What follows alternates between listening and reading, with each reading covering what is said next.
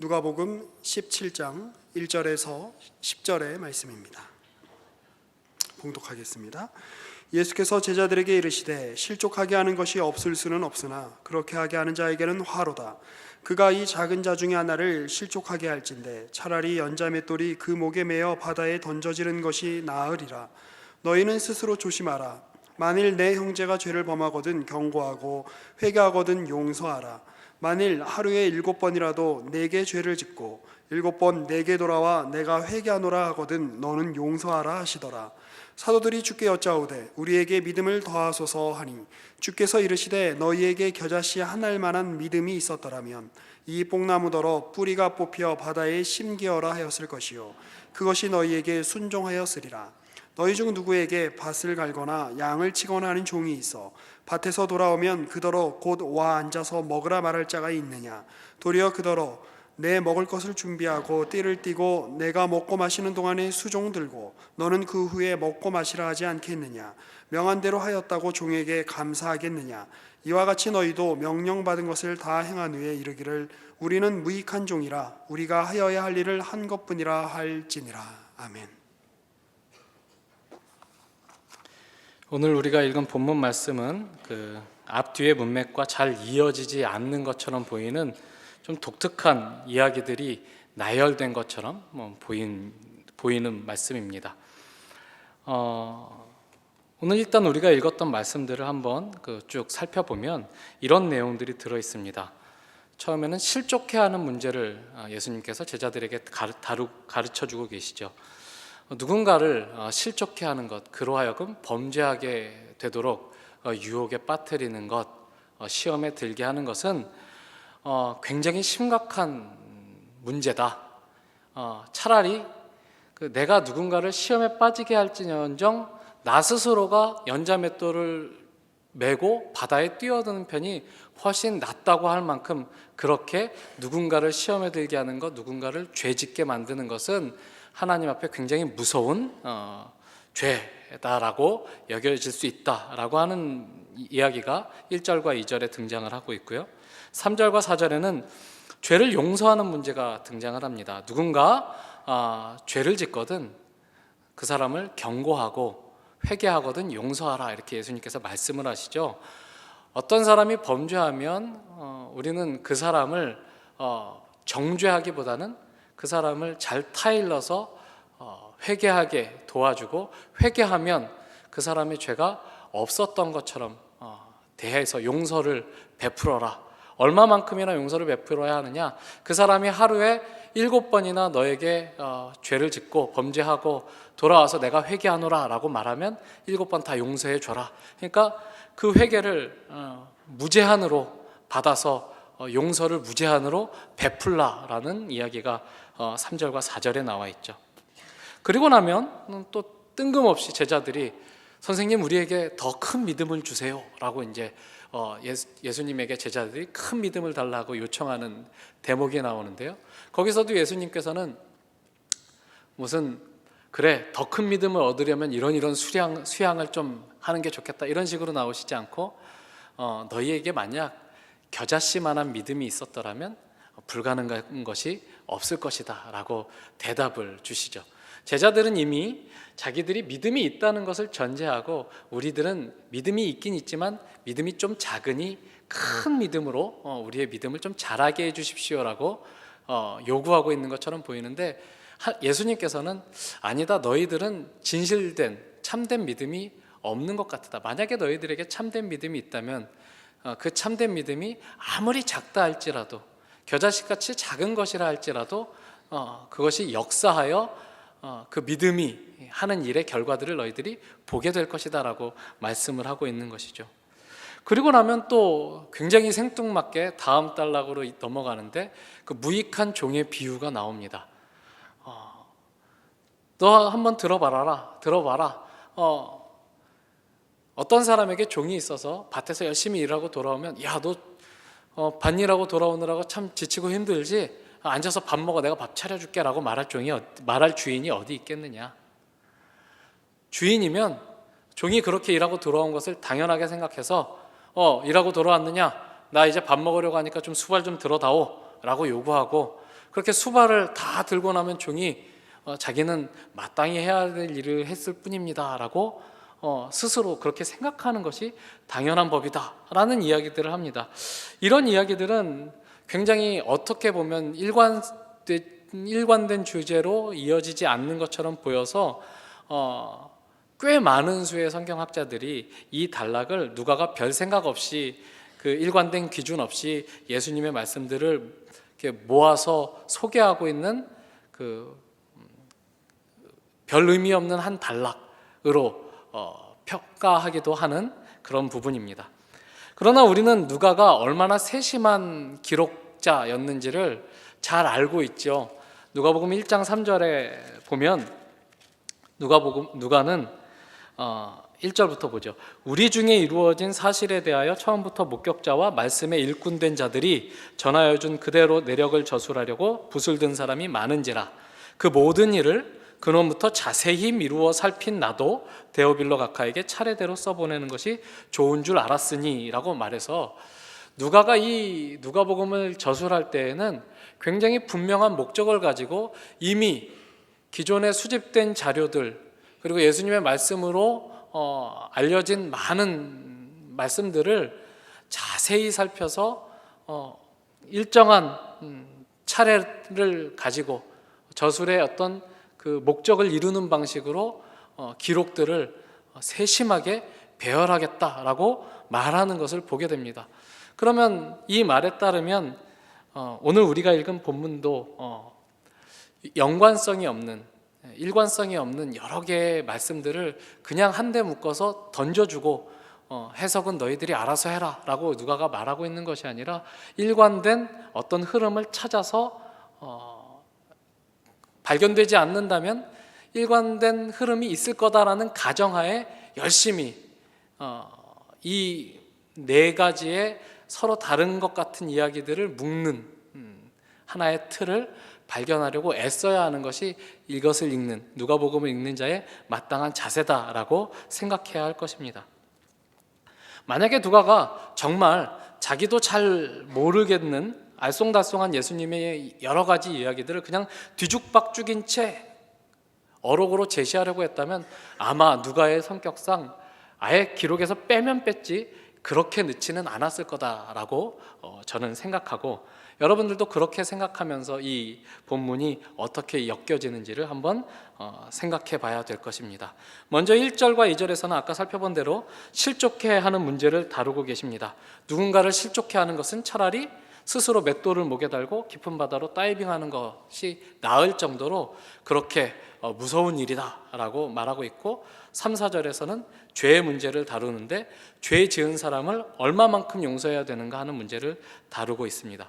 그러니까 1절과 2절, 3절과 4절은 누군가를 죄 짓게 하는 일과 누군가 내게 죄를 짓는 일을 다루고 있는 거죠. 그런 차원에서 어떤 그 연관성이 있는 주제들이죠. 한 공동체에서 죄를 어떻게 다룰 것이냐 하는 문제들을 논하고 있는 각각 다른 방향에서 누군가에게 내가 죄를 짓게 하는 일을 어떻게 주의해야 되느냐, 그 무게를 얼마나 무거운 것으로 생각해야 되느냐를 하나 마음속에 두어야 되고, 내가 그렇게 누군가 죄를 짓게 만드는 것이 무서운 일이라고, 죄를 그렇게 심각한 것이라고 생각한다면 나에게 죄를 진 사람의 죄도 내가 가볍게 볼 수 없을 텐데, 또 그 문제에 대해서는 누군가 너에게 죄를 지으면 넉넉하게 무한대로 용서해라 라는 말씀을 예수께서 주고 계시는 것이죠. 그러니까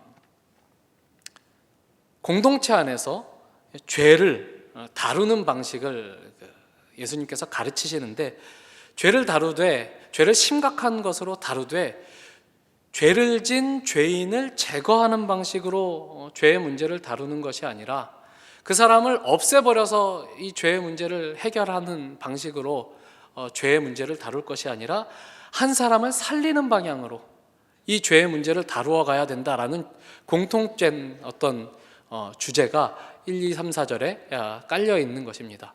한 사람이 죄를 짓게 하지 말아라. 죄를 짓는 것은 굉장히 심각한 일이니 차라리 그 사람을 죄 짓게 하려거든 네가 죽어라 라고 예수님께서 말함과 동시에 너에게 누군가 죄를 짓는다면 그 사람이 굉장히 심각한 범죄를 저지른 건 맞지만 너는 그 죄를 그 사람이 용서를 구하거든 얼마든지 계속해서 끊임없이 용서해라 라고 이야기를 하시는 거죠.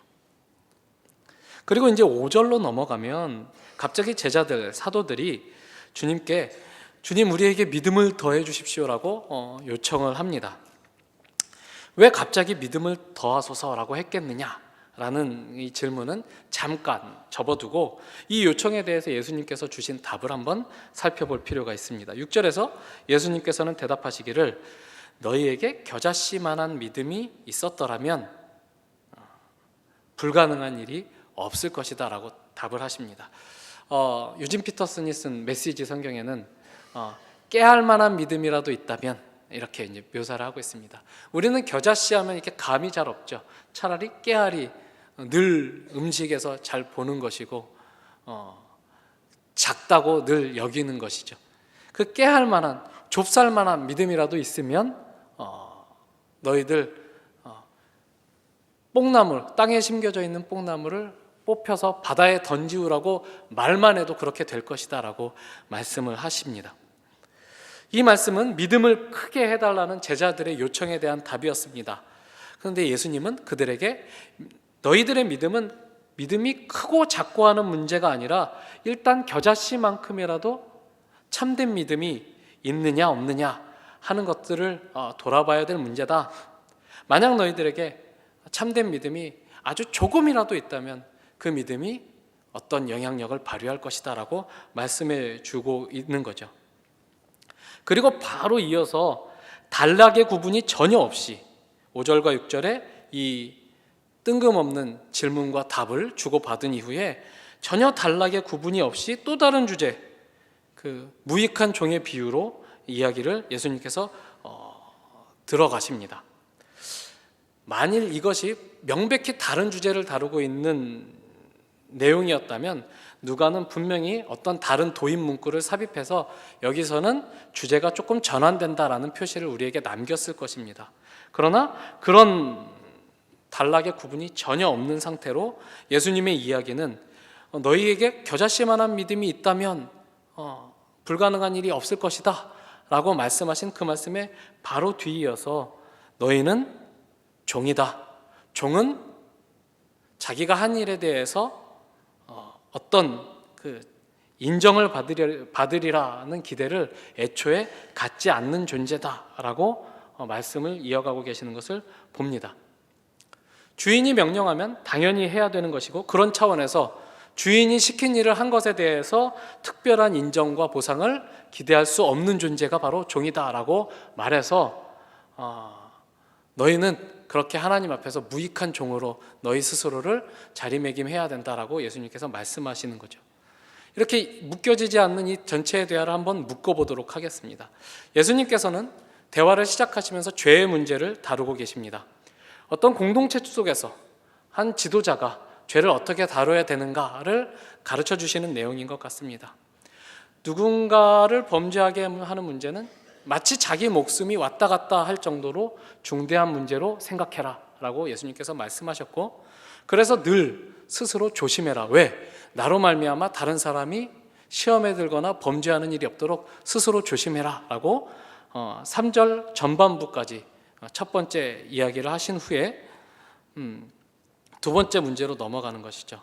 그러나 죄의 문제가 다른 사람에게 있어서 그 사람이 어떤 죄를 저질렀다면 그 사람을 잘 타일러야 된다. 용서하고 아주 넘어지지 않게 해야 된다.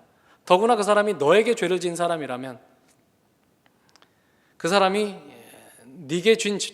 너에게 진 죄를 너에게 와서 회개할 때 얼마든지 용서해 줘야 된다라고 말씀하시죠.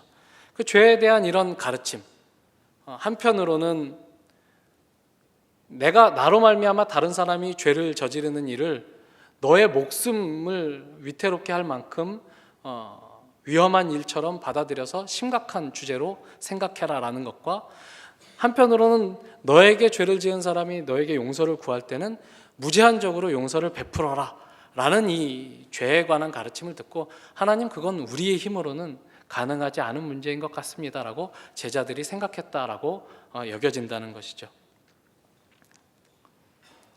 제자들은 당황합니다. 그럼 도대체 어떻게 이 죄의 문제를 예수님께서 가르쳐 주신 교훈 그대로 시행할 수 있겠는가?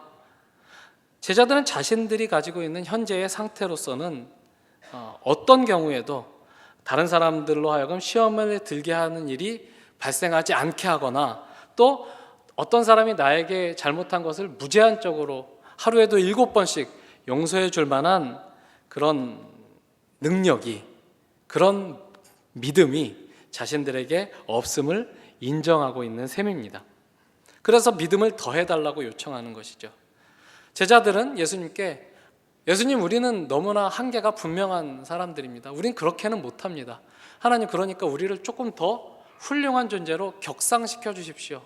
우리의 영적 스피리추얼 어빌리티를 조금 더 이렇게 키워 주십시오. 그래서 우리로 하여금 그 일들을 감당할 수 있게 믿음을 키워 주십시오라고 이제 요구하는 거죠. 이 요청에 대해서 예수님께서 대답하신 바, 너희들에게 필요한 것은 더 큰 믿음이 아니라 겨자씨만큼의 믿음이다 라고 답하시는 거죠. 분명히 제자들이 전제하고 있는, 우리가 이미 가졌고 그래서 조금 더 그 능력을 키워야 하는 차원의 믿음과 예수님이 말씀하신 겨자씨만한 믿음은 서로 다른 것이라는 것을 우리는 알게 됩니다.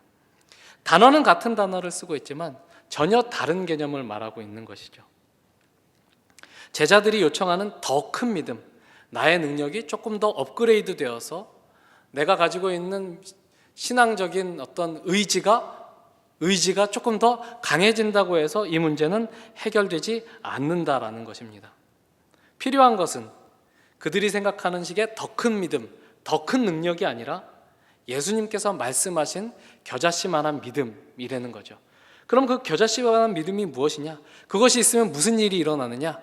그것이 있으면, 그 겨자씨만한 믿음이 있으면 너희들에게 끊임없이 죄를 짓는 사람을 무조건적으로 용서하기도 하고, 다른 사람에게 죄 짓게 하는 일에 대해서 스스로 굉장히 조심하면서 믿음을 지켜가는 일에서 너희들이 그런 수준 높은 경지에 다다랐을지라도 너희들이 그것을 가지고 너희의 자랑을 삼게 되지 않을 거다. 그것으로 말미암아 너희는 내가 이만큼 훌륭한 경지에 이르렀다고 스스로 자랑하지 않고 하나님이 시키신 것을 했을 뿐입니다.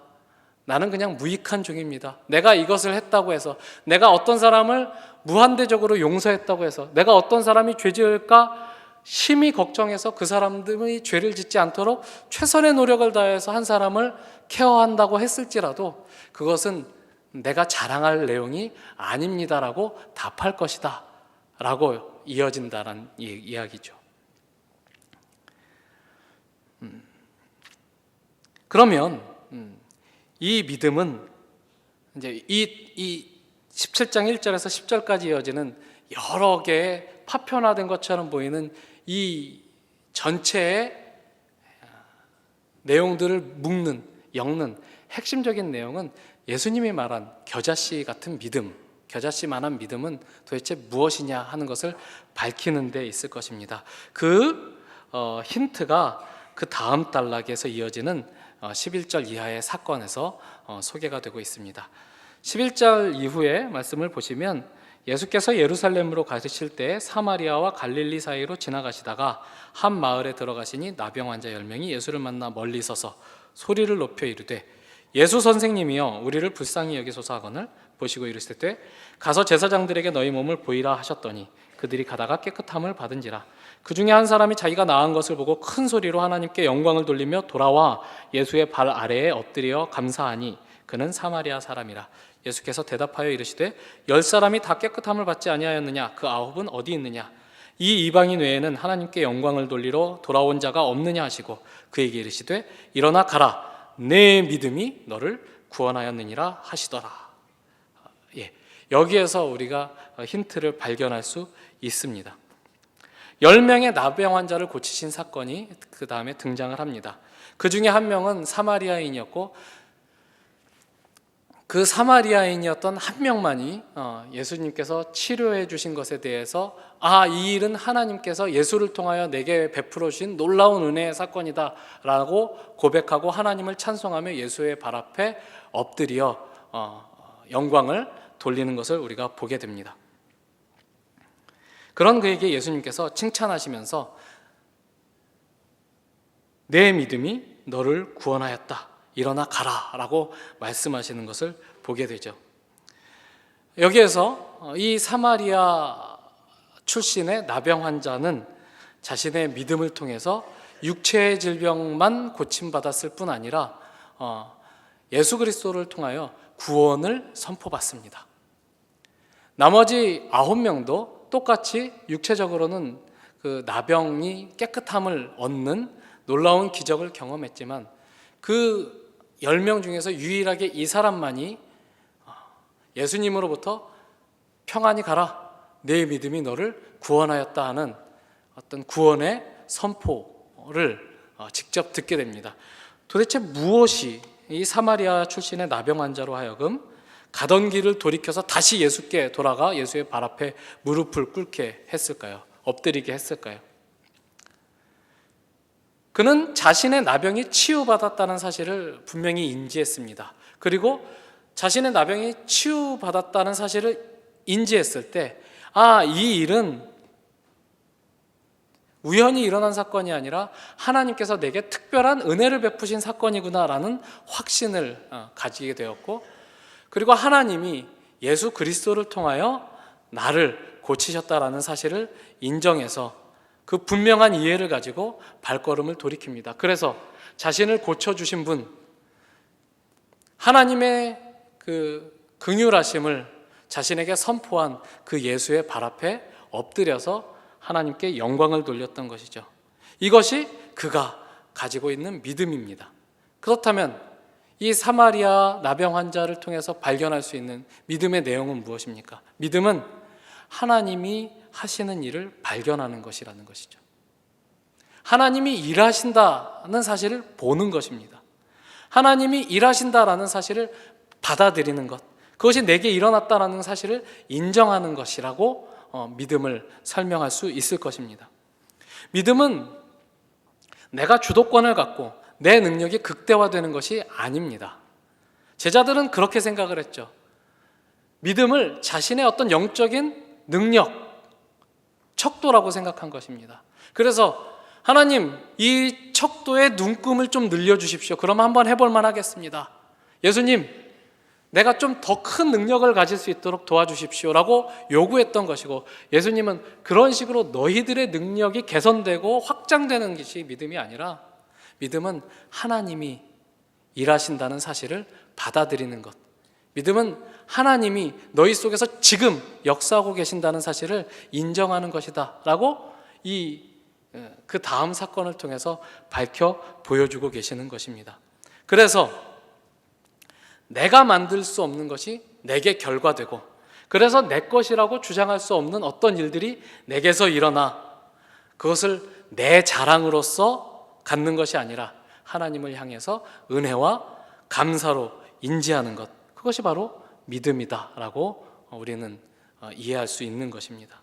바로 이 지점에서 이 생뚱맞은 누가복음 17장 1절에서 10절의 단락이 앞과 뒤로 절묘하게 연결이 되는 것을 우리가 볼 수 있습니다. 하나님은 죄인을 부르시고 죄인에게 기회를 주시고 용서하시고 받아들이시는 하나님으로 예수님의 사역 속에서 나타납니다. 그러나 바리새인과 서기관들을 위시한 유대교의 지도자들은 예수님의 그런 행보를 굉장히 못마땅하게 생각했습니다. 왜냐하면 그들은 죄인이고 죄인들과는 상종하지 말아야 된다라는 것이 그들의 인식이었기 때문에 그렇습니다. 그들이 죄를 다루는 방식은 철저하게 배제하는 방식입니다. 죄인을 제거하는 방식으로 죄의 문제를 다뤄왔던 사람들이고, 예수님은 죄인을 제거하는 방식으로가 아니라 그 죄를 끊임없이 용서하는 방식으로 다루는 것이 하나님의 방식이다. 그것을 받아들이는 것이 믿음이다. 그래서 네가 아무리 죄인이라도 하나님 앞에 용서를 구하며 나오면 하나님은 얼마든지 용서하실 것이다 라는 복음을 죄인들에게 선포하시는 것입니다. 이 차이를 아시겠습니까? 이 차이를 보다 분명하게 부각시키기 위해서 예수님은 죄를 짓게 만드는 문제와 자기에게 끊임없이 죄를 저지르는 사람의 예를 들어서 공동체가 하나님의 나라에서는 죄가 어떻게 다루어져야 되는지를 보여주십니다. 그들은, 유대교의 지도자들은 하나님 나라의 청지기로 부름을 받은 사람들입니다. 그러나 끊임없이 자신이 돌봐야 되는 사람들을 억압하고 통제하고 배제하는 방식으로 자신들의 정체성을 배타적으로 주장했었던 사람들이기도 합니다. 그런 사람들은 잘못된 사람들이다, 자랑할 수 없는 것을 가지고 자랑하는 사람들이다, 예수님께서 그렇게 제자들에게 알려주시는 것이죠. 하나님이 하시는 일은 도무지 알지 못하고 보지도 못하고 깨달을 수도 없는 일이다라고 예수님께서는 말씀하고 계십니다. 17장 20절 이하를 보시면 그 바리새인들의 그 어두움을 이렇게 고발하고 있습니다. 바리새인들이 하나님의 나라가 어느 때에 임하니까 묻거늘 예수께서 대답하여 이르시되 하나님의 나라는 볼 수 있게 임하는 것이 아니요 또 여기 있다 저기 있다고도 못하리니 하나님의 나라는 너희 안에 있느니라 라고 대답하십니다. 하나님의 나라 메시아 왕국은 언제 도래합니까? 라고 이 바리새인들이 질문을 합니다. 예수께서는 하나님의 나라는 너희들이 기대하는 그런 방식으로 임하지 않는다. 그리고 진실을 말하건대 이미 너희 가운데 임해 있다 라고 말씀을 하십니다. 어떻게 임해 있죠? 예수님의 현존으로. 예수님이 하나님의 뜻에 복종하시고 하나님의 뜻을 구현하셔서 죄인들을 부르시고 죄인들을 얼마든지 용서하시며 구원의 문을 열어놓는 것으로 하나님의 나라가 이미 임합니다. 하나님의 나라가 예수를 통해서 임해서 눈먼 자가 눈을 뜨고 저는 자가 일어나 걷고 죽은 자가 살아나고 죄인들이 용서를 받는 것입니다. 그런 일들이 일어나고 있음에도 불구하고 이 서기관과 바리새인들은 눈이 멀어서 하나님의 나라가 아직 임하지 않았다고 확신하며 언제 임합니까? 라고 예수님께 묻고 있습니다. 참으로 답답한 노릇이죠. 그들은 영적으로 장님과 같은 모습으로 고발이 됩니다. 고침을 받고 돌아와 예수의 발 앞에 엎드려서 하나님께 찬양을 들렸던 사마리아의 그 나병 환자보다도 훨씬 못한 모습이죠. 나병 환자는 자기에게 일어났던 일들을 통해서 하나님의 나라가 이미 역사하고 계심을 보았습니다. 예수를 통해 하나님이 일하고 계시다는 사실을 인정했습니다. 그래서 그 발 앞에 엎드려서 하나님을 찬송할 수 있었던 것이죠. 당시에 가장 큰 믿음을 가지고 있었다라고 여겨졌던 유대교의 종교 지도자들은 사실은 사람들이 보기에는 굉장히 큰 수준, 높은 수준에 도달했다 할지라도 깨알 만큼도, 겨자씨만큼도 믿음이 없는 사람들로 드러나는 것이고, 가장 작고 미천한 사람들, 예수를 통해서 일어나는 놀라운 그 구원의 문이 열린 사건들, 그리고 병자들이 낫는 사건들을 통해서 하나님이 일하고 계심을 보는 사람들은 그 겨자씨 같은 믿음이 생겨나는 이런 대조가 여기에 지금 펼쳐지고 있는 것입니다. 지금 누가복음 15장, 16장, 17장에 이어지는 이 말씀들은 끊임없이 유대의 그 유력한 사람들과 유대 사회 속에서 지극히 작은 자라고 여겨졌던 사람들의 어떤 대조로 이어지고 있는 말씀들입니다. 지극히 작은 자로 여겨졌던 사람들, 집을 나간 탕자처럼 여겨졌던 사람들에게는 하나님이 구원의 문을 여시고 복음 용서를 선포하실 때 돌아오는 역사들이 일어나지만, 언제나 하나님의 나라 안에 거하고 있었고 하나님의 나라를 맡아 다스리는 임무를 부여받았던 청지기와 같은 유대교 종교의 지도자들은 전혀 하나님이 하시는 일을 눈치채지 못하는 모습들을 우리가 보게 됩니다. 우리는 믿음이 무엇인지 다시 한번 생각해 봐야 합니다. 하나님이 일하신다. 그래서 우리에게는 자랑할 것이 없다가 믿음을 확인하는 가장 중요한 방식입니다. 그러나 교회에서 공동체로 생활할 때, 특히 어떤 죄를 다루는 문제에 있어서 우리는 어떻습니까? 우리에게는 믿음이 굉장히 부족한 것처럼 보입니다. 혹시 없지 않나 그런 생각을 하게 됩니다. 우리는 자꾸 쉬운 방법으로 죄의 문제를 해결하려고 합니다.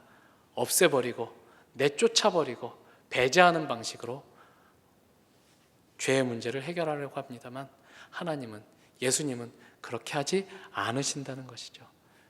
활짝 여시고 얼마든지 언제든지 돌아오는 자들을 기뻐 맞이해 주시는 그런 모습들을 예수님을 통해서 하나님이 꺼내 보여주고 계시는 것을 우리는 이 말씀들을 통해서 확인할 수 있을 것입니다. 우리의 공동체는 어떤 모습을 가져야 할까요? 우리는 청년 1, 2, 3부 각 지체가 공동체를 이루는 방식으로 남포교회 청년회를 이루고 있습니다. 우리의 공동체는 죄를 다루는 문제에 있어서 어떤 기준에 서 있습니까? 우리의 힘으로 할 수는 없을 것입니다. 그러나 우리에게 행하신 하나님의 일들을 바라볼 때, 나에게 이루신 하나님의 일들을, 그 나병 환자가 자기에게 일어났던 일들을 되돌아봤을 때 고백했던 것처럼 우리는 나에게 주신 하나님의 은혜를 되돌아볼 때 그 겨자씨 같은 믿음을 회복할 수 있을 것입니다. 우리는 얼마나 죄가 많은 존재입니까? 우리는 얼마나 가망이 없는 존재들입니까? 하나님이 은혜로 구원하셨다라는 사실을 나 자신을 속속들이 들여다보면 고백하지 않을 수 없지 않습니까? 그렇게 확인하고 하나님이 무한한 은혜를 우리에게 베푸신다라는 것을 전제로 해야 비로소 우리는 죄를 용서할 수 있고 죄라는 문제를 배제하지 않는 방식으로 다루어 갈 수 있는 것입니다. 우리에게 주신 하나님의 은혜, 우리에게 허락하신 하나님의 사랑을 되돌아보며 하나님 앞에 무릎 꿇고 찬양하는 이 예배의 자리에서 그 믿음이 회복되는 역사가 일어나길 바랍니다. 기도하겠습니다. 하나님 아버지 감사합니다. 우리는 때로 우리가 어떤 큰 능력을 가져야 하나님의 일을 할 수 있으리라 생각하는 유혹에 빠질 때가 참 많이 있습니다. 그러나 예수님께서는 분명하게 가르쳐 주시기를 그런 것이 아니라, 내가 어떤 능력을 더 많이 갖는 문제가 아니라 얼마나 더 많이 하나님의 인자하심을 의지하는가, 얼마나 더 하나님의 긍휼하심을 깊이 경험하는가가 중요한 문제라는 것을 오늘 말씀을 통해 우리에게 알려주셨습니다. 우리를 돌아보게 하시고 우리에게 베푸신 하나님의 은혜를 확인하게 하시며 그 은혜에 근거하여 하나님의 일하심을 긍정하고 믿음으로 우리의 공동체를 지켜갈 수 있는 우리 모두가 될 수 있도록, 우리 지체가 될 수 있도록 하나님 이 시간 복내를 주시옵소서. 예수님의 이름으로 기도합니다. 아멘.